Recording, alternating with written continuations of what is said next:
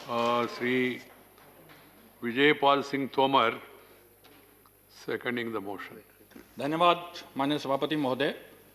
मैं महामहिम राष्ट्रपति जी के भाषण को जो धन्यवाद के लिए जो प्रस्ताव माननीय भुवनेश्वर काली जी ने प्रस्तुत किया है उसके पक्ष में बोलने के लिए खड़ा हुआ, उसका समर्थन मैं करता हूं। मान्यवर, कोरोना महामारी से निपटने के लिए, क्योंकि ये वर्ष ऐसा रहा, पूरे विश्व में महामारी का दौर रहा, उससे निपटने के लिए जिस तरह राज्यों का सहयोग लेकर और देश की जनता को विश्वास में लेकर हमारे देश के यशस्वी प्रधानमंत्री जी ने जो कार्य किए, विश्व भर में उसकी सराहना हो रही है। विश्व के न्यूनतम मृत्यु दर पर भारत में यहाँ 136 करोड़ लोगों की जान की चिंता की, वहीं विश्व के अन्य देशों को भी यहाँ से दवाएं भेजने का काम किया। यहाँ की मृत्यु दर प्रति लाख पर 112 रही। 48 घंटे के अंदर 2,76,000 लाख करोड़ का विशेष पैकेज प्रधानमंत्री गरीब कल्याण योजना का जारी किया, जिससे 80 करोड़ लोगों को 5 किलो प्रति माह प्रति व्यक्ति राशन देने का काम किया गया, जो 8 माह तक चला। प्रवासी श्रमिकों के लिए श्रमिक चेन, स्पेशल श्रमिक रेल चलाने का काम किया गया और उनके लिए भी 5 किलो प्रति व्यक्ति प्रति माह राशन देने का काम किया गया। 14 करोड़ गरीब परिवारों को मुफ्त गैस के सिलेंडर उपलब्ध कराए गए। मान्यवर, 6 राज्यों में श्रमिकों को जो वापस लौटे थे, गरीब कल्याण अभियान चलाकर 50 करोड़ मानदेय के बराबर रोजगार पैदा किया गया। महोदय, यही नहीं, हमारे वर्तमान सरकार ने लगभग 3 करोड़ विधवा और दिव्यांगों को 500 रुपये प्रति माह के हिसाब से पेंशन दी और 4 करोड़ महिला और वृद्धों को जनधन खाते में 500 रुपये प्रति माह डाले। मई माह में जो विशेष आत्मनिर्भर भारत के नाम पे पैकेज दिया गया 20 लाख करोड़ का, उसको बढ़ाकर 27.6 लाख करोड़ कर दिया गया, जिसके द्वारा रेडी पटरी वालों को भी 5,000 करोड़ का पैकेज रहा और 10-10 हज़ार रुपये दे करके उनको रुपये 1 साल किस्तों में वापस करने के लिए कहा। इसकी अतिरिक्त एमएसएमई की सहायता के लिए भी 3 लाख करोड़ सस्ते ब्याज की दरों पर 100% सरकारी गारंटी पर दिए।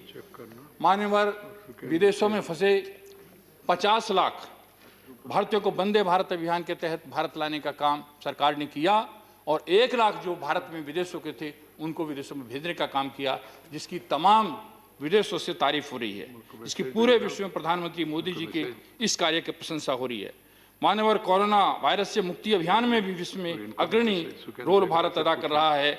2 वैक्सीन, कोवैक्सीन और कोविशील्ड, जो कि भारत में निर्मित हैं, उनका टीकाकरण अभियान शुरू हो गया है। जिस तरह दवाएं करीब 150 देशों में भेजी, उसी तरह इन वैक्सीन को भी करीब 100 देशों में भेजने की और भी योजनाएं अपने यहाँ की चिंता करते हुए, क्योंकि भारत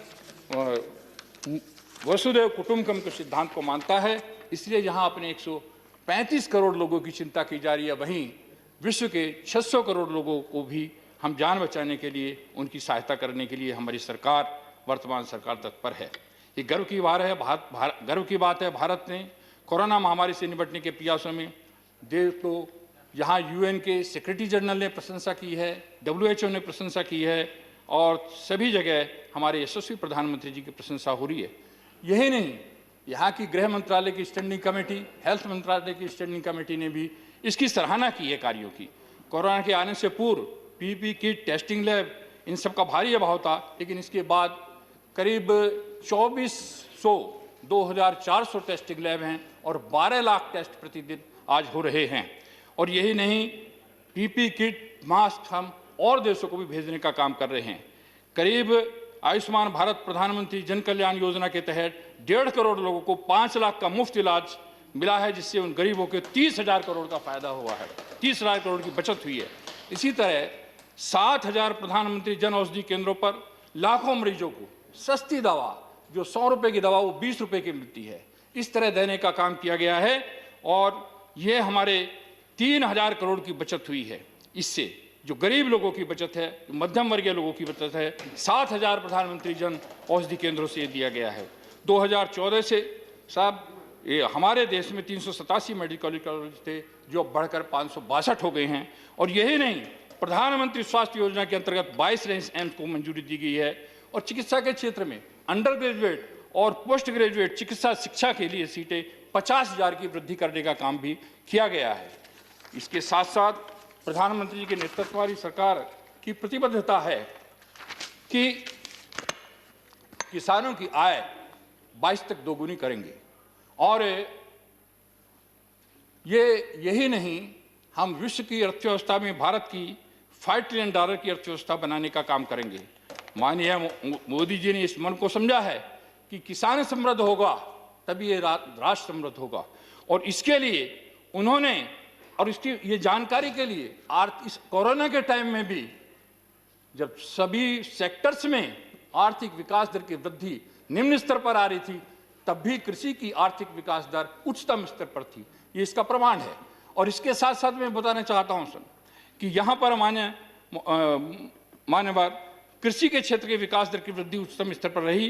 किसान जो इस जब पुराना भी यदि हम इतिहास देखते हैं कि विश्व की अर्थव्यवस्था में सबसे बड़ा भारत ही सबसे समृद्धशाली राष्ट्र था जब यहाँ के 80% लोग खेती करते थे। करीब करीब 1750 तक भी ये स्थिति रही, 25% योगदान विश्व की अर्थव्यवस्था में भारत का था। लेकिन जब मोदी जी ने सत्ता संभाली तब तो ये कभी भी घट कर के विश्व की, उस समय जब देश आज़ाद हुआ था तब करीब 75% लोग खेती में थे और देश की अर्थव्यवस्था में कृषि का योगदान 51.8% था, कभी 52% था। लेकिन जब सरकार माननीय मोदी जी के नेतृत्व में बनी तो 14% के करीब था और कभी भी 18% से ऊपर नहीं गया था आज़ादी के बाद। तो ये कारण क्या हुआ कि किसानों की हालत खराब क्यों हुई, किसान क्यों पैसा छोड़ के जाने लगे। 5 से 12 तक 3 करोड़ 70 लाख किसानों ने खेती क्यों छोड़ी? क्योंकि किसानों के साथ न्याय नहीं हुआ। किसानों की 50% से जमीन में सिंचाई के साधन नहीं थे, भंडारण की अच्छी व्यवस्थाएं नहीं थी। और इसी को लेकर माननीय प्रधानमंत्री जी ने चिंता की। 25% अनाज करीब सड़के चला जाता। यहाँ जितना अनाज ऑस्ट्रेलिया पैदा करता है, जितना इंग्लैंड वाले खाते हैं, इतना हमारे यहाँ भंडारण के अभाव में सड़के चला जाता था। इसकी चिंता की कि हर खेत तक पानी पहुँचे, इसकी चिंता। अब ये बड़ा चुनौतीपूर्ण है कि किसानों की आय भी बढ़ानी है और विश्व में भारत की अर्थव्यवस्था को $5 ट्रिलियन तक पहुँचाना है, क्योंकि कांग्रेस का सबसे बड़ा रोजगार भी कृषि है। आज भी 45% रोजगार कृषि से मिलता है। इसको बढ़ा के 70% तक किया जा सकता है, क्योंकि 2/3 जनता कहीं ना कहीं किसान से जुड़ी हुई है। महोदय, मैं बताना चाहता हूं कि यहाँ आज करीब करीब 86% लघु और सीमांत किसान हैं और इनके पास बहुत कम जमीन है। 23% ऐसे हैं जिनके पास 150 भी घर से भी कम जमीन है। और विश्व में भी यदि हम देखते हैं कि विश्व में भारत का हिस्सेदारी इस खेती और जमीन की 18% है और पानी हमारे पास, आबादी हमारी 18% है, भूमि हमारे पास 2.4% है, पानी हमारे पास 4.2% है। कम भूमि और इस कम पानी में कैसे हम $5 ट्रिलियन पर इसको पहुंचाएंगे? चुनौती भरा काम है। लेकिन प्रधानमंत्री जी ने जिस तरह से कृषि के क्षेत्र में उनकी नेतृत्व में सरकार ने कदम उठाए हैं, उससे ये बिल्कुल संभव है कि कृषि की आय भी बढ़ेगी और ये $5 ट्रिलियन की अर्थव्यवस्था भी होगी। क्योंकि जो लघु और सीमांत किसान हैं, कम जमीन में कैसे ज़्यादा अब तक आमदनी हो, अभी तक कृषि उत्पादन पर जोर दिया जा रहा था। अब सरकार का कृषि उत्पादन के साथ जहां प्रोडक्टिविटी बढ़े, प्रोडक्शन बढ़े, वहीं एग्री बिजनेस भी बढ़े, इससे प्रोसेसिंग हो, इससे मार्केटिंग हो। इसके लिए सरकार प्रयत्नशील है। लघु और सीमांत किसानों के लिए सरकार ने पीछे 6 वर्ष में काफ़ी कदम उठाए हैं। नीम कोटेड यूरिया 100% किया है, इससे 6% लागत घटी है और 10% तक पैदावार बढ़ी है। इसी के साथ कृषि सिंचाई योजना दी है। कृषि सिंचाई योजना में भी जहां 99 परियोजनाएं पेंडिंग थी, उनमें अधिकांश को पूरा करने का काम किया है। वहीं कृषि सिंचाई क्षेत्र में बजट बढ़ाने के साथ 40,000 करोड़ का कॉर्पस फंड नाबार्ड में स्थापित करने का काम किया है। मान्यवर फसल बीमा योजना 1.5-2% पर प्रधानमंत्री फसल बीमा योजना शुरू की है। सॉइल हेल्थ कार्ड दिया है। किसान सम्मान निधि में 1,13,000 करोड़ अब तक किसानों के खाते में जा चुका है। 6,000 सालाना ये दिया जा रहा है। मान्यवर ई नाम से 1,000 मंडियों को जोड़ने का काम किया है। आगे भी 1,000 और मंडियों को जोड़ने की योजना है। पोस्ट हार्वेस्टिंग लॉसेस जो मैंने अभी कहा 15 से 22% तक होते हैं। एक सर्वे के अनुसार 92,000 करोड़ रुपए सालाना इसमें किसानों का खराब हो रहा है। जो यदि इसको बचाया जा सकता, मीट आउट किया जा सकता, 92,000 करोड़ का फायदा किसानों को होगा। तो इसकी चिंता करने का काम, ताकि भंडारण की चिंता हो। मान्यवर ये कृषि अनुसंधान सर्वे के अनुसार यहां कृषि उत्पाद यदि कंज्यूमर को 100 रुपए में मिलता है तो किसान की हिस्सेदारी उसमें 23 रुपए है। 100 में से 77 रुपए बिचौलियों के हाथ में जाता है। और मान्यवर मैं कोरोना के टाइम में व्यक्तिगत एक अपना एक्सपीरियंस शेयर कर रहा हूं। मैं देहात से चला, एक खेत के पास गाड़ी में लौकी भरी थी, 10 रुपए की 3 किलो दी। गाजियाबाद एक्सटेंशन पे आकर पूछा 25 रुपए किलो। दिल्ली गोल मार्केट से मंगाई तो 30 रुपए किलो। तो वहां 3 रुपए किलो किसान दे रहा है और कंज्यूमर को 30 रुपए में मिल रही है, 27 रुपए बिचौलिए खा रहे हैं। इसका प्रैक्टिकल उदाहरण है कि इस तरह यदि इन बिचौलियों को समाप्त करने के लिए इन कानूनों के द्वारा बिचौलियों को समाप्त करने का जो प्रयास किया गया है, जो नए कानून आए हैं, मैं मान्यवर इसके साथ ही वैल्यू एडिशन करना। वैल्यू एडिशन हमारे देश में करीब 7% है, जबकि ब्राजील है, यूएस है, फिलीपींस है, बहुत देश है जहां 70% से अधिक वैल्यू एडिशन है। वैल्यू एडिशन के द्वारा किसानों की खेती बढ़ाना, डाइवर्सिफिकेशन करना इन नए कानूनों के द्वारा संभव है। क्यों? क्योंकि मैंने बताया 23% किसान ऐसे हैं जिनके पास तो 150 गज से भी कम जमीन है। 86% लघु सीमांत किसान हैं। ये किस तरह से एक किसान कम जमीन में ज्यादा इनकम करे, उसके लिए जरूरी है कि उसमें वैल्यू एडिशन हो। और वैल्यू एडिशन के लिए ये कानून बहुत सहायक हैं। क्यों? एक उदाहरण मैं देना चाहता हूं सर। बुलंदशहर का एक किसान हल्दी पैदा करता है, उसको 8 रुपए 10 रुपए किलो कच्ची हल्दी जाती थी। जाके देख सकते हैं, मैं देखा है। उसने उस कच्ची हल्दी को सुखाकर पाउडर बनाया। 5 किलो कच्ची हल्दी का 1 किलो पाउडर बना और 1 किलो पाउडर को उन्होंने पैकिंग किया, ब्रांडिंग किया और ब्रांडिंग करने के बाद वो बाजार में 300 रुपए किलो गई। 6 गुना वृद्धि। अब वो और किसानों से कह रहा है हल्दी पैदा करो, उनकी जमीन ले रहा है और जो 10 नहीं 15 रुपए किलो मैं लूंगा। 15 रुपए किलो लेके भी 75 रुपए में 1 किलो हल्दी बनती है कच्ची और उसके 300 रुपए बन जाते हैं। तो ये वैल्यू एडिशन के बिना, क्योंकि अब तक जो प्रोडक्शन पर जोर था, प्रोडक्शन के साथ साथ प्रोडक्शन बढ़ाने के साथ साथ प्रॉफिटेबिलिटी भी बढ़ानी है। प्रॉफिट कैसे बढ़े, लाभकारी कैसे हो, तो ये आवश्यक है। दूसरा सर मैं एक और बताना चाहता हूं कि ये हमारे कोविड के समय फूलों की खेती वालों का बड़ा नुकसान हो रहा था। माननीय कृषि मंत्री जी बैठे हैं, मैंने उनको भी पत्र लिखा था और मिलकर भी कहा, आग्रह किया था। एक किसान मुझसे मिला, मैं जिस क्षेत्र से एमएलए रहा था वहां फूलों की अच्छी खेती होती है, गेंदे के फूलों की। उसने मुझसे कहा मुझे कोई खास नुकसान नहीं हुआ। मैं कहा क्यों? क्योंकि मैंने गेंदे के फूल से इत्र भी निकाला है और तेल भी निकाला है, क्योंकि प्रोसेसिंग किया है, तो उसको कोई नुकसान नहीं हुआ। मान्यवर, तो जो डाइवर्सिफिकेशन है, वैल्यू एडिशन है, डाइवर्सिफिकेशन भी, जैसे बीज है, कम जमीन में नर्सरी तैयार की जा सकती है, बीज तैयार किया जा सकता है। मैं माननीय मोदी जी को, माननीय अपनी सरकार को बधाई देना चाहता हूं।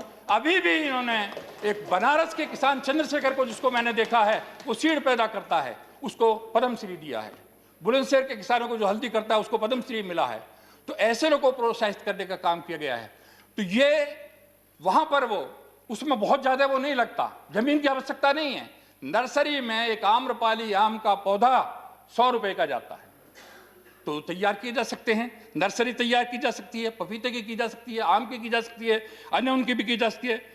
और इसके साथ साथ मेडिसिनल प्लांट, अश्वगंधा है, एलोवेरा है, सर्पगंधा है, गिलोय है, सारे के सारे इस कोविड के पीरियड में जितनी मांग बढ़ी है उसके लिए भी बढ़ावा देने के लिए अलग से 4000 करोड़ अभी इस आत्मनिर्भर भारत में दिया गया है। पेरिसेबल उत्पाद हैं, टमाटर है, आलू है, आंवला है। आंवला 10 रुपए किलो कभी कभी मिलता है, टमाटर को कभी कभी किसान गिर देते हैं। इन कानूनों के आने के बाद जब प्रोसेसिंग होगा, भंडारण की व्यवस्था होगी, इसकी बचत होगी। मान्यवर, आलू चिप्स का प्लांट हमारे परीक्षित ब्लॉक के ब्लॉक प्रमुख ने लगाया 8 साल पहले।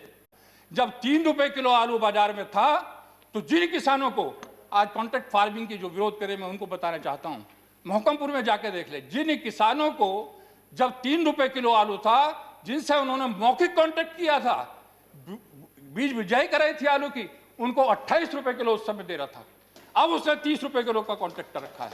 तो किस तरह से किसानों को उसने बचाने का प्रोसेसिंग के, क्योंकि हम आलू बेचते हैं बहुत सस्ता जाता है, आंवला दे तो खेत पर 10 रुपए किलो आएगा, कैंडी बना दो तो 250 रुपए किलो आएगी। तो ये प्रोसेसिंग की और साथ साथ मार्केटिंग की और ब्रांडिंग की, मधुमक्खी पालन, जो मैंने कहा डाइवर्सिफिकेशन, मधुमक्खी पालन के लिए भी वो सरकार ने बढ़ावा देने का काम किया है।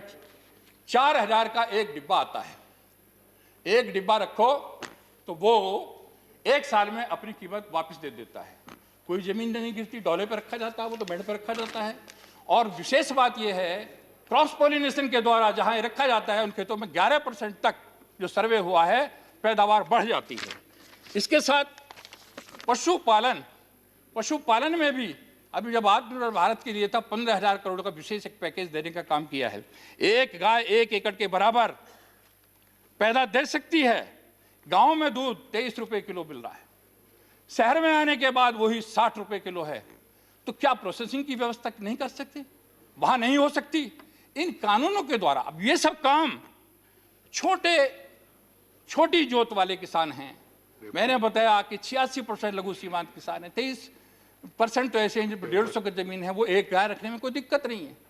तो इनके लिए, लेकिन ये एक समूह बना के काम करते हैं, जिसके लिए सरकार ने 10,000 FPO बनाने का काम किया है। और ये उससे, क्योंकि वहां सारा नाबार्ड उनको ट्रेनिंग देगा, उनको अनुदान दिया जाएगा, उनकी ब्रांडिंग की जाएगी, पैकिंग की जाएगी, भंडारण की वही व्यवस्था होगी, प्रोसेसिंग की व्यवस्था होगी, और एपीडा के द्वारा उनकी मदद करके एक्सपोर्ट करने तक की व्यवस्था होगी। तो इससे 1 से 2 गुने नहीं, 6 गुनी कीमत किसान को मिल सकती है इन कानूनों के आने के बाद। मान्यवर, मैं मत्स्य पालन की बात करूं। मत्स्य पालन में 20,000 करोड़ का एक विशेष पैकेज दिया है माननीय सरकार ने, और मैं माननीय प्रधानमंत्री जी को बधाई देना चाहता हूं कि वहां एक करनाल के किसान को पद्मश्री अवार्ड दिया गया है। 1 एकड़ में 5 लाख रुपए सालाना वो कमाता है। मालूम किया उससे तो 3 लाख तो मछली पालन से और 2 लाख रुपए उसका सीड नर्सरी तैयार करके वो लेता है। तो ये इससे बड़ी और क्या बात हो सकती है? सरकार इसको बढ़ाने का काम कर रही है। मान्यवर, कुछ लोग उठाना चाहते हैं, लोगों को भ्रमित कर रहे हैं, भाई ये राज्यों का विषय है, इसमें कानून कैसे बना दिए। मान्यवर, इसमें स्पष्ट है, जो संविधान का आर्टिकल 246 का 7वें शेड्यूल के 14वें आइटम पर ये सारी व्यवस्था केंद्र सरकार, चाहे प्राइस कंट्रोल हो, व्यवसाय हो, कृषि ऋण हो, भुगतान हो, ऋण की माफी हो, और बाजार का बेचना हो, संरक्षण हो, ये सारे समवर्ती सूची में है। केंद्र को पूरा अधिकार है, इसलिए कानून बनाने में कोई दिक्कत नहीं थी। लेकिन मैं मान्यवर एक बात कहना चाहता हूं कि यहां कानून को बनाने से पहले कुछ लोगों ने कहा कि लोगों में चर्चा नहीं हुई। इस 15-20 साल में, 2 दशक में 12 एक्सपर्ट्स की कमेटी बनी है, और 12 एक्सपर्ट्स की कमेटी बनने के बाद एक कमेटी 2010 में माननीय भूपेंद्र सिंह हुड्डा की अध्यक्षता में बनी, हरियाणा के मुख्यमंत्री थे, उसकी भी रिपोर्ट है। उसके अलावा जो और कमेटी हैं उनको मैं डिटेल नहीं लेकिन नाम बताना चाहता हूं। 2001 में शंकर लाल गुरु की अध्यक्षता में कमेटी बनी, उसकी रिपोर्ट है।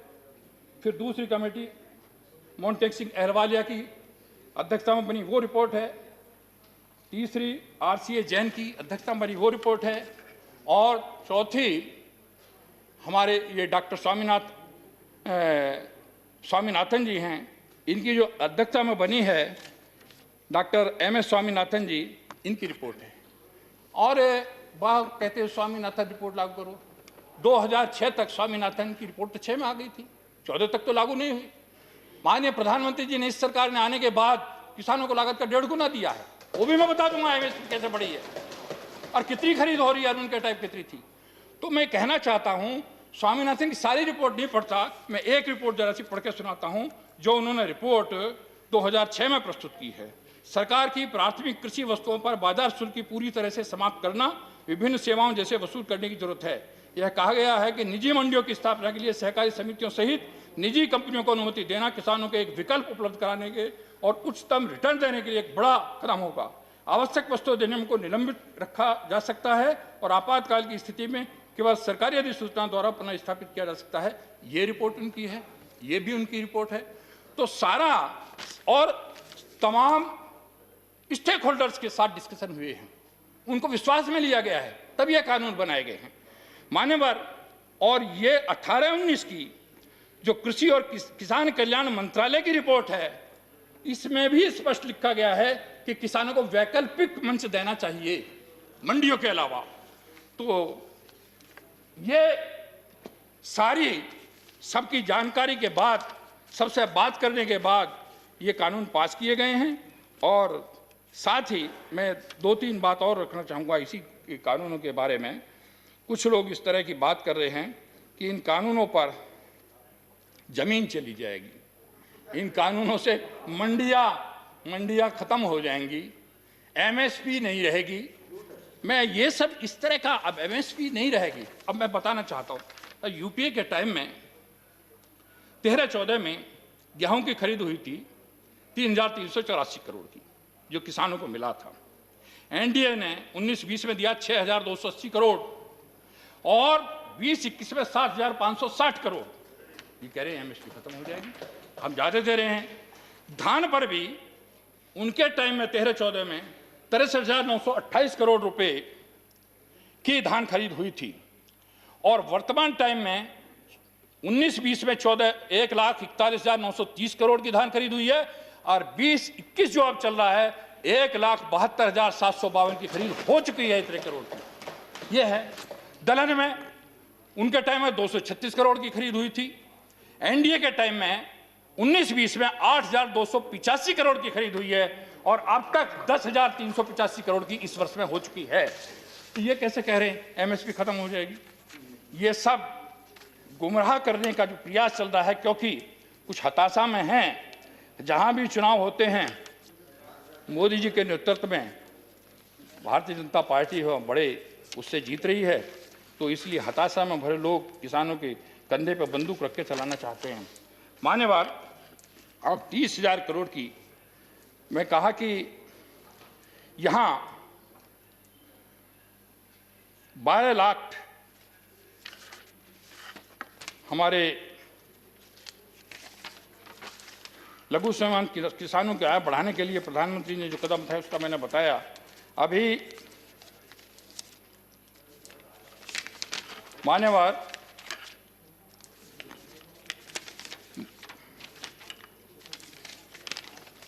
कृषि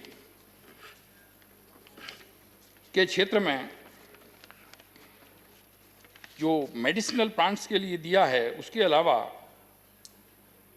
जो डेयरिंग के लिए भी 15,000 करोड़ दिया है, मत्स्य के लिए 20,000 करोड़ दिया है। 1 लाख करोड़ का जो इंफ्रास्ट्रक्चर के लिए, गोडाउन्स के लिए, पोस्ट हार्वेस्टिंग लॉसेज जो करीब 192,000 करोड़ का है, यानी 25% तक है, 15 से 22% तक उसको मीट आउट करने के लिए किया जा सकता है। तो ये दिया है 1 लाख करोड़ का एक विशेष किसानों के लिए।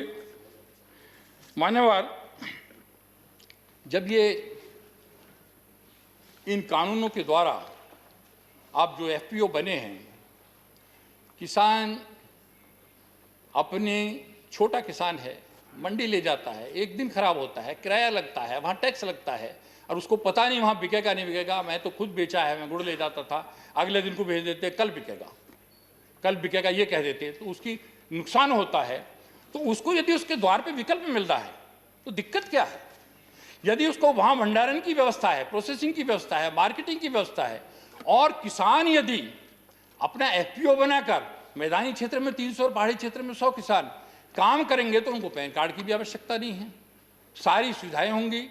अब किसानों के बच्चे इन कानूनों के बाद जॉब सीकर नहीं, जो 10-10, 15-15 हज़ार की नौकरियों के लिए फिरते थे, जॉब क्रिएटर बनेंगे, जॉब प्रोड्यूसर बनेंगे, वो जॉब देने वाले होंगे, अपना कस्टम हायर सेंटर खोल सकते हैं। क्योंकि एक किसान छोटा किसान है, ट्रैक्टर लेगा तो उसकी तो काम नहीं चल सकता, अब वो औरों का जुताई कर सकता है। एफपीओ के द्वारा वो सब सुविधाएं इनको मिल सकती हैं और सरकार वो सारी मदद उनकी करेगी, इसके लिए तैयार है। मान्यवर, इसके साथ ही मैं कहना चाहता हूं कि यहाँ करीब आधुनिक कृषि इंफ्रास्ट्रक्चर को विशेष ध्यान दे रही है। इसके लिए अब तक 100 से ज़्यादा वातानुकूलित किसान रेलें चलाई गई हैं, जिनमें 38,000 टन से ज़्यादा अनाज और फल सब्जियां एक क्षेत्र से दूसरे के क्षेत्रों को भेजी जा रही हैं। दिक्कत ये थी, इन कानून के आने से पहले हमारा बागपत का किसान सोनीपत धान बेचने नहीं जा सकता था। अब जहाँ चाहे जब चाहे इन कानूनों के बाद जैसे चाहे जिसे चाहे बेच सकता है। लाठी पड़ते थे, ट्रैक्टर सीज हो जाते थे, एफआईआर होती थी, वहाँ का दूसरे प्रदेश में नहीं जा सकता था। तो ये वातानुकूलित रेलों के द्वारा दूसरी जगह पर भेजा गया है। अन्नदाता को ऊर्जादाता बनाने के लिए भी 20 लाख सोलर पंप लगाए जा रहे हैं। 6 वर्षों में सरकार की नीतियों के कारण एथेनॉल का उत्पादन, एथेनॉल बहुत इंपॉर्टेंट है सर, क्योंकि मैं गन्ना बैठ चाहता हूँ। एथेनॉल का मैं माननीय प्रधानमंत्री जी को बधाई देना चाहता हूँ कि एथेनॉल जो सरकार ने निश्चय किया है 22 तक 10% और 30 तक 20% पेट्रोल में मिलेगा। अभी इस साल 8.5% तक का लक्ष्य है। कभी 38 करोड़ लीटर प्रति वर्ष एथेनॉल बनता था 13-14 में। आज इस साल 320 करोड़ लीटर तक बनने की आशा है। पिछले साल 190 करोड़ लीटर बना था और अगले साल 22 तक 400 करोड़ लीटर बन जाएगा। ये इस एथेनॉल से सरकार, अभी सरकार ने मक्का है या एफसीआई है जहां अनाज करता है, उसके लिए भी ये पराली जलाई जाती है, इससे एथेनॉल निकाला जा सकता है, जड़ों से निकाला जा सकता है, गन्ने के रस से निकाला जा सकता है, जिस कारण से जो चीनी विश्व के स्तर पर बहुत नीचे भाव है उसको प्रधानमंत्री जी ने निश्चित करके कि इससे नीचे घरेलू बाजार में भी नहीं बिकेगी। पहले 3100 रुपये किया था, अब 3300 किया। किसानों को बचाने का काम किया है, किसानों को सीधा लाभ पहुंचाने का काम किया है। एथेनॉल का मतलब किसान की इनकम बढ़ना और पर्यावरण की सुरक्षा होना और देश की जो मुद्दा बाहर जाती है, क्योंकि बाहर से पेट्रोल तेल कम मंगाया जाएगा, उसकी बचत होना, ये सारा काम बहुत तेजी से हो रहा है। एथेनॉल जो 38 से बढ़ के और 2022 तक 400 करोड़ लीटर प्रति वर्ष हो जाएगा। आदर्श गांव का निर्माण एक उत्तम उदाहरण है। 2014 से गरीब परिवारों के लिए प्रधानमंत्री जी का सपना है कि इस देश का कोई गरीब बिना घर के ना हो। उस घर में क्या हो? पक्का घर हो, उसमें शौचालय हो, उसमें गैस का कनेक्शन हो, उसमें बिजली का कनेक्शन हो और कोई भी गरीब देश का बीमारी से पैसे के अभाव में ना मर जाए, इसलिए सारी योजनाएं चलाई जा रही हैं। आयुष्मान भारत योजना इसलिए चल रही है। इसी को ध्यान में रखकर सा पिछले 14 से करीब 2000 ग्रामीण परिवारों के लिए बनाए गए 2 करोड़ घर हैं। 22 तक हर गरीब की छत होगी और 10 करोड़ शौचालय का निर्माण अब तक हो चुका है। और पानी की जल जीवन मिशन के लिए 3 करोड़ परिवारों को पाइप वाटर सप्लाई से जोड़ा जा चुका है। ग्राम सड़क योजना के अंतर्गत ग्रामीण क्षेत्रों में ये कनेक्टिविटी भी बहुत जरूरी है। किसानों के लिए 6,42,000 किलोमीटर सड़क का निर्माण पूरा हो चुका है और 25,000 किलोमीटर राज्यों को सड़कों को भी अपग्रेड करने की योजना है। ऑप्टिकल फाइबर से जोड़ने का अभियान चल रहा है। मानव कुटीर उद्योग जो खत्म हो गए थे, कभी गांव में सब उद्योग होते थे, वैसे 50-60 साल की क्या नीतियां रहीं कि कुटीर उद्योग खत्म हुए, उसके लिए भूमिका को बढ़ाने के लिए, एमएसएमई की भूमिका को बढ़ाने के लिए बहुत कदम उठाए गए हैं। 3 लाख करोड़ रुपए की इमरजेंसी क्रेडिट गारंटी के अलावा 20,000 करोड़ का विशेष योजना फंड टू फंड जैसे प्रयासों से इनको बचाने का काम किया जा रहा है। जो जैम पोर्टल से दूर दराज वाले क्षेत्रों के एमएसएमई के सरकारी खरीद में पारदर्शिता के साथ साथ अधिक भागीदारी मिल जाएगी। महिला उद्यमियों की विशेष भूमिका मुद्रा योजना के तहत 25 करोड़ से ज़्यादा ऋण महिलाओं को दिया जा चुका है, जिनमें 70% महिलाएं हैं। दीनदयाल अंत्योदय योजना में ग्रामीण आजीविका मिशन के अंतर्गत देश में अब तक 7 करोड़ से अधिक महिला उद्यमी करीब 66 लाख स्वयं सहायता बनाकर बैंकों के माध्यम से इनको 6 वर्षों में 3,40,000 करोड़ रुपया दिया जा चुका है। मान्यवर महिलाओं के स्वास्थ्य की ओर भी विशेष ध्यान दिया जा रहा है। 1 रुपये का सुविधा सैनिटरी नैपकिन, 1 रुपये का सुविधा नैपकिन चलाया गया है। गर्भवती महिलाओं को मुफ्त चेकअप की सुविधा है। मातृ मृत्यु दर 14 में 130 से अब घटकर 113 पे आ गई है और प्रति लाख में 5 वर्ष से कम आयु के बच्चों की मृत्यु दर भी पहली बार घटकर 36 से घटकर 9 तक आ गई है, जो वैश्विक स्तर पर 39 है। सरकार 3 करोड़ 20 लाख से ज़्यादा विद्यार्थियों को छात्रवृत्ति, इसमें अनुसूचित जाति और पिछड़ा वर्ग बनवासी के हैं, इनके दे रही है। और इसी प्रकार जनजातीय युवाओं के लिए एकलव्य आवासीय मॉडल स्कूल के विस्तार को किया जा रहा है। 500 से ज़्यादा स्कूल इसके लिए स्वीकृत हो चुके हैं। मान्यवर यही नहीं, वर्तमान सरकार ने ग्रुप सी और डी के इंटरव्यू समाप्त करके ग्रामीण क्षेत्र में रहने वाले गरीब लोगों के लिए सीधा उनको जो लाभ पहुंचाया है। हम मालूम है, हम उन क्षेत्रों से आते हैं कि किस तरह से इंटरव्यू में गड़बड़ होती थी। अच्छा लड़का को निकाल दिया जाता था और पक्षपात होता था। अब सरकार ने नेशनल रिक्रूटमेंट एजेंसी का गठन करने का निर्णय किया है, इसके लिए भी वो बधाई के पात्र हैं। मानव विकास की दौड़ में पीछे रहे 112 आकांक्षी जिलों में वर्तमान सरकार ने प्राथमिकता के आधार पर विकास कार्य को लागू कर रहा है। आदिवासी आजीविका प्रमुख साधन यानी वन उपज में मार्केटिंग, वन उपज आधारित छोटे उद्योगों की स्थापना और ऐसी कोशिशों से 6,000 करोड़ की अतिरिक्त राशि जनजातीय परिवारों तक पहुंची है। सरकार द्वारा 46 वन उपजों पर एमएसपी 90% तक बढ़ाई है। मान्यवर जनधन खातों के और आधार मोबाइल की त्रिशक्ति ने लोगों को जो फायदा पहुंचाया है, इससे 1,80,000 करोड़ रुपए गलत हाथों में जाने से बचाया। 1,80,000 करोड़ रुपए गलत हाथों में जाने। सरकार ने देश में उद्यमशीलता को प्रोत्साहित करने के लिए कंपनी अधिनियम के अनेक प्रावधानों को गैर आपराधिक बना दिया है। 29 केंद्रीय श्रम कानूनों को समाप्त करके 4 लेबर कोड बनाए हैं। आजकल वोकल फॉर लोकल में जन आंदोलन का रूप ले लिया है। भारत वन में सामान के प्रति भावनात्मक लगाव के साथ ही गुणवत्ता में भी श्रेष्ठ है। इस दिशा में काम तेजी से हो रहा है। कोरोना की इस काल की मुश्किल में भारत दुनिया में निवेशकों के लिए आकर्षण का केंद्र बनकर उभरा है। आकर्षण का केंद्र बनकर उभरा है और अप्रैल से अगस्त 20 के बीच 36 अरब डॉलर का रिकॉर्ड प्रत्यक्ष विदेशी निवेश भारत में हुआ है। 36 अरब डॉलर का। देश के इंफ्रास्ट्रक्चर को आधुनिक रूप देने के लिए सरकार ने 110 लाख करोड़ रुपए से अधिक की नेशनल इंफ्रास्ट्रक्चर पाइपलाइन पर काम शुरू कर दिया है। भारतमाला परियोजना, इस पर 3.5 लाख करोड़ की लागत से 13,000 किलोमीटर से अधिक सड़क का निर्माण हो रहा है। 38,000 करोड़ का हो चुका है, शेष पर काम जारी है। 18 नई जो कॉरिडोर्स का निर्माण चल रहा है। मान्यवर ऐतिहासिक फैसले भी कुछ हुए हैं, जैसे बोडो समझौता हुआ है।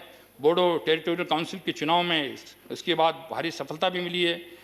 इनकी माननीय मोदी जी के नेतृत्व में सरकार की नीतियों के कारण जम्मू कश्मीर के लोगों ने भी भरपूर समर्थन दिया है उसका। पहली बार आज़ादी के बाद पहली बार जम्मू कश्मीर जिला परिषद के चुनाव सफलता के साथ संपन्न हुए हैं। बड़ी संख्या में मतदाताओं ने भागीदारी करके ये दिखा दिया है कि कश्मीर के लोग नए लोकतांत्रिक भविष्य की तरफ तेजी से आगे बढ़ रहे हैं। हर परिवार को वहाँ के आप जो आयुष्मान भारत योजना का लाभ नहीं मिलता था, कई प्रदेश और भी हैं जहाँ नहीं मिलता। किसान सम्मान निधि का भी कई जगह लाभ नहीं मिल रहा, जो 1,13,000 करोड़ किसानों को गई है। कई प्रदेशों में मैंने देखा है, वहाँ 5 लाख रुपए तक के मुफ्त इलाज का लाभ हर परिवार को जम्मू कश्मीर में मिलेगा। रक्षा के क्षेत्र में भी स्वदेशी को बढ़ावा देने के लिए अभी 48,000 करोड़ रुपए के 83 तेजस विमान खरीदने का रखा है और रक्षा सामान के निर्यात के क्षेत्र में भी तेजी से सरकार आगे बढ़ रही है। पर्यावरण के मामले में भी माननीय प्रधानमंत्री जी पेरिस समझौते को लागू करने में भारत को दुनिया में अग्रणी देशों में शामिल कर लिया है। 150 अधिक देशों की जरूरी दवाओं की पूर्ति की है। इस 8वीं बार अस्थायी सदस्य के रूप में सुरक्षा परिषद में प्रवेश किया है भारत ने, और ब्रिक्स के अध्यक्ष पद का भी भारत को सम्मान मिला है। नेताजी सुभाष चंद्र बोस की जन्म दिवस के पराक्रम के दिवस के रूप में मनाया गया है। 125वीं जयंती इस वर्ष मनाने बड़े पैमाने पर जा रहे हैं। एक बात कहकर अपनी बात को मान्यवर मैं ख़त्म करना चाहूँगा कि हमारे साथी हैं, ज़रा सा मैं बता दूं, जो कृषि के बारे में कहते हैं 9 से 14 तक कृषि क्षेत्र में यूपीए के टाइम में 1,21,082 करोड़ कृषि पर रखा गया था बजट, और 9-10 में तो केवल 12,000 करोड़ था। लेकिन एनडीए के टाइम में 19-20 में 1,51,518 करोड़ रखा, जिसमें से 1,34,000 से अधिक खर्च हुआ। एक वर्ष में उनके 5 वर्ष से अधिक का बजट कृषि पर दिया गया है। एक वर्ष में 5 वर्ष से अधिक किया गया है। मुद्रा परीक्षण के लिए उनके टाइम में 43 लैब थी और अब 9,243 लैब काम कर रही हैं। एनडीआरएफ के लिए उनके जितने टाइम में 12,516 करोड़ दिया, उतने टाइम में इस सरकार ने 32,208 करोड़ दिया है। यही नहीं, कृषि यंत्रीकरण के लिए भी उनके जितने टाइम में 151 करोड़ दिया था, वर्तमान सरकार ने 1,553 करोड़ दिया। रेल लाइन के निर्माण में 3 वर्षों में यूपीए के टाइम में जो 11,000 लाइन सड़कों का 11,000 रेलवे लाइन का निर्माण हुआ था, उतने ही टाइम में वर्तमान सरकार ने 2,100 किलोमीटर का निर्माण किया। और दोहरीकरण भी उनके टाइम में 1,300 किलोमीटर का हुआ था, उतने ही टाइम में 3,400 किलोमीटर का दोहरीकरण कर दिया गया। राष्ट्रीय मार्ग निर्माण जितने टाइम में 15,000 किलोमीटर हुआ था, उतने टाइम में वर्तमान सरकार ने 34,000 किलोमीटर कर दिया। ग्रामीण की सड़कें भी उनके टाइम में 80,000 किलोमीटर जितने समय में बनी थी, उतने ही समय में 1,20,000 किलोमीटर बना दी। हर क्षेत्र में वर्तमान सरकार ने अभूतपूर्व कार्य किया है। उसके बाद भी किसानों को जितना बड़ा लाभ इन कानूनों से होने जा रहा है, जो वर्तमान में 3 कानून आए हैं, वो अब तक 50-60 वर्ष में किसान की जो स्थिति मजदूर से नीचे चली गई, वो पैसा छोड़कर भाग रहा था, आज वो इन कानूनों के आने के बाद नौकरी लेने वाला नहीं, नौकरी देने वाला बन जाएगा। उनके बच्चे पैसा छोड़ के नहीं जाएंगे, वो वहीं एफपीओ बना करके काम करेंगे। सारी सुविधाएं सरकार उनको देगी। बहुत बहुत धन्यवाद। मैं इसका समर्थन करता हूं। The motion has been moved and seconded is that an address be presented to the President in the following terms: that the members of the Rajya Sabha assembled in this session are deeply grateful to the President of India for the address which he has been pleased to deliver to both the House of Parliament assembled together on January 29th, 2021. There are 118 amendments to the motion which may be moved at this stage. Amendment number 1 to 10, Sri K.K. Ragesh. Sri K.K. Ragesh is absent. Amendment to 11 to 18. Amendment 1 to 10 not moved. Amendment 11 to 18 by Sri Tiruchi Siva. Are you moving the amendment? Right. Amendment moved. 11 to 18. Amendment number 19 to 27, Sri M. Shanmugam. Are you moving? Amendment moved. 19 to 27. Amendment number 28 to 32, Sri Digvijay Singh. Thank you. Amendment 28 to 32 moved. Amendment number 33 to 41, Sri M.V. Shreyams Kumar. Where are you? Okay. Okay. I could see you. Amendment number 33 to 41 by Sri M.V. Shreyams Kumar moved. Amendment number 42 to 51, Sri K.C. Venugopal. Amendment number 42 to 51 moved by Sri Venugopal. Amendment number 52 to 61, Sri Vijay Sai Reddy. Sri Vijay Sai Reddy. Not present, not moved. Amendment number 62 to 66, Sri Muhammad Nadimul Haq. Not moving. Right. Not moved. Amendment number 67 to 74, Sri Narayan Das Gupta. Not present, not moved. Amendment number 75 to 77, Sri Deependra Singh Huda. Right. Amendment number 78 to 79. Amendment number 75 to 77 moved. Amendment number 78 to 79, Sri Viswambhara Prasad Nishad, Sri Chaudhary Sukram Singh Yadav, Moving. Srimati Chaya Verma. Moving. Okay, moved. Amendment 78, 79 moved. Amendment number 80 and 81, Chaudhary Sukram Singh Yadav, Srimati Chaya Verma. Moved. Amendment number 80 and 81 moved. Amendment number 82 to 89, Sri Viswambhar Prasad Nishad. Amendment number 82 to 89, moved. Amendment number 90 to 93, Chaudhary Sukram Singh Yadav. Moved. Amendment number 90 to 93, moved.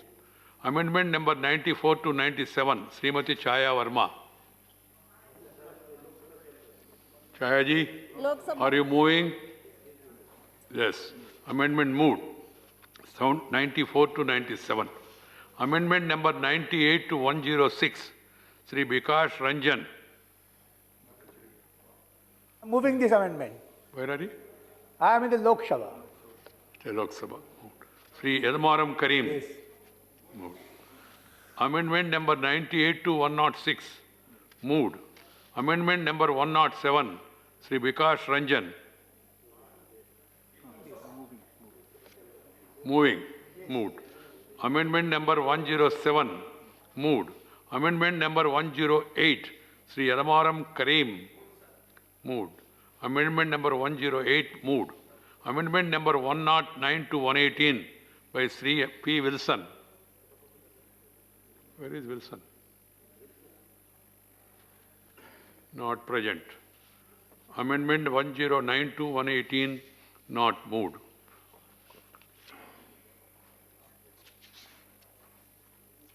The motion and the amendments moved are now open for discussion.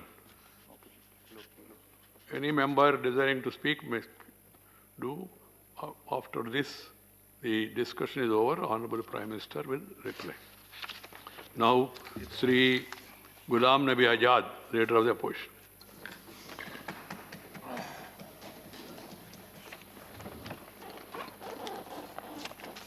माननीय chairman sir,